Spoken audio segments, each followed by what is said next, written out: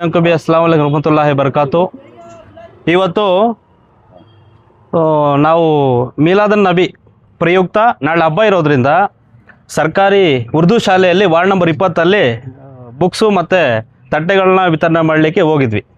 ಮತ್ತೆ ರಿಟರ್ನ್ ಬರೋವಾಗ ನೋಡಿದ್ವಿ ನಮ್ಮ ನವೀದಲ್ಲಿ ಎಲ್ಲಿದ್ದಾರೆ ನವೀದ್ ಅವರ ಮನೆಯಲ್ಲಿ ಈ ಕಸ ಕ್ಲೀನ್ ಮಾಡಿ ಒಂದು ನನ್ನ ಗೊತ್ತಿದ ಮಟ್ಟಿಗೆ ಒಂದು ವರ್ಷ ಆಗಿದೆಯಾ? ಇಲ್ಲ ರೀ, ಒಂದ್ ತಿಂಗಳು ವರ್ಷ ಆಗಿದೆ ಹೆಚ್ಚು ಕಡಿಮೆ ಆಗಿದೆ.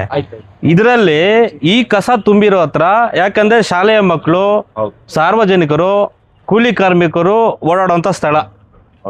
ಒಂದು ವೇಳೆ ಯಾಕಂದ್ರೆ ಆವಾಗ್ಲೇ ನವೀದ್ ಅವ್ರ ಅಪ್ಪ ಹೇಳೋದು ನನಗೆ ಹಾವು ಬಂದ್ಬಿಟ್ಟಿದೆ ಅಂದ್ಬಿಟ್ಟು, ಅವ್ರ ಕನ್ನಡ ನೋಡಿದ್ದಾರೆ. ಅವ್ರಿಗೆ ಭಯ ಆಯ್ತು. ಮಕ್ಕಳು ಓಡಾಡೋ ಸಮಯದಲ್ಲಿ ಏನಾದ್ರೂ ಹೊಣಾವತೆ ಆದ್ರೆ ಯಾರು ಹೊಣೆ? ಅದರಿಂದ ನಾನು ನಗರಸಭೆ ಪೌರಾಯುಕ್ತರಾಗಿರುವಂತಹ ಆಂಜನೇಯ ಸರ್ ನಾನು ಮನವಿ ಮಾಡ್ತಾ ಇದ್ದೀನಿ, ಕೂಡಲೇ ಏನಿಲ್ಲ ಕಸ ಇದೆ ಅದನ್ನ ತೆರವುಗೊಳಿಸ್ಬೇಕು, ಕೂಡಲೇ ಮಾಡಬೇಕು. ಇವತ್ತು ನಾಳೆ ಒಳಗಡೆ, ನಾಳೆ ಹಬ್ಬ ಇರೋದ್ರಿಂದ ಒಂದು ವೇಳೆ ಏನಾದ್ರು ರಜೆ ಇರ್ತದೆ, ಏನು ಆದಷ್ಟು ಕೂಡಲೇ ಈ ಕಸವನ್ನ ಇಲ್ಲಿಂದ ತೆಗೆಸ್ಬೇಕು. ಅರ್ಥ ಆಯ್ತಾ? ಆದ್ರಿಂದ ನಮ್ಮ ಒಂದು ವಾರ್ಡ್ನಲ್ಲಿ ನೀರಿನ ಸಮಸ್ಯೆ ಆಗಿರ್ಬೋದು, ಕಾಲುವೆ ಸಮಸ್ಯೆ, ಜಮೀರಣ್ಣ ಹೇಳ್ತಿದ್ರು ಕಾಲುವೆ ಸಮಸ್ಯೆ ತುಂಬಾ ಇದೆ ನಮ್ಮ ಮನೆ ಹತ್ರ ಅಂದ್ಬಿಟ್ಟು ಮಾಡ್ತಾ ಇಲ್ಲ ಬಂದು, ಅದರಿಂದ ಮೊದಲ ಆದ್ಯತೆ ಯಾವುದೇ ವಾರ್ಡಲ್ಲಿ ಆಗಿರ್ಬೋದು ಸ್ವಚ್ಛತೆಯನ್ನ ಕಾಪಾಡ್ಕೋಬೇಕು.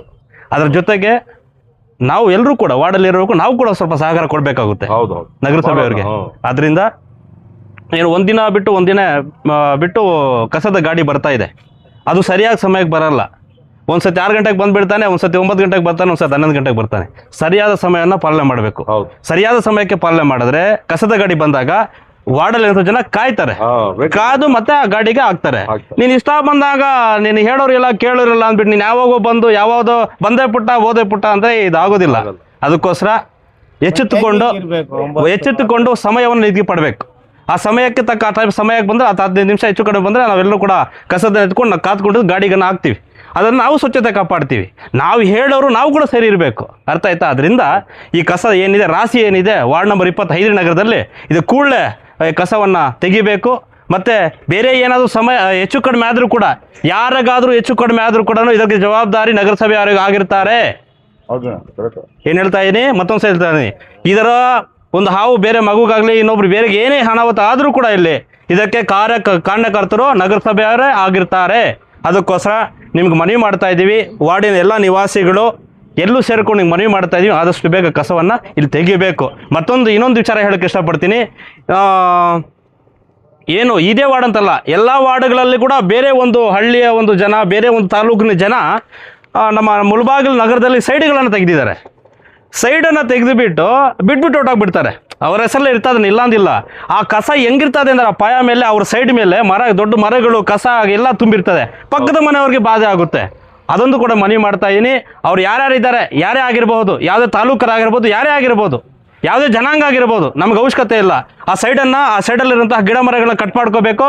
ಆ ಸೈಡಲ್ಲಿ ನಿಮ್ಮ ಸೈಡ್ಗಳಲ್ಲಿರುವಂತಹ ಒಂದು ಕಸವನ್ನ ತೆಗಿಬೇಕು.